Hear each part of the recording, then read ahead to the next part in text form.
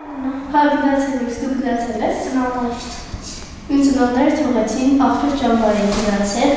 ծաղկաձորում էր, այնտեղ ջոկատավորներ ամեն ինչ շատ լավն էին, այնտեղ ուտելիքներն էլ էր շատ համով, ամեն երեկո կար դիսկո ու կար խարույկ, շատ հավես էր անցնում, ու այնտեղի արշավներն էլ էր սիրում, տեղեր էին գնում մեր հեռախոսներում, մեր մոտ էր, որ խնդրում երաճի փոխել ես։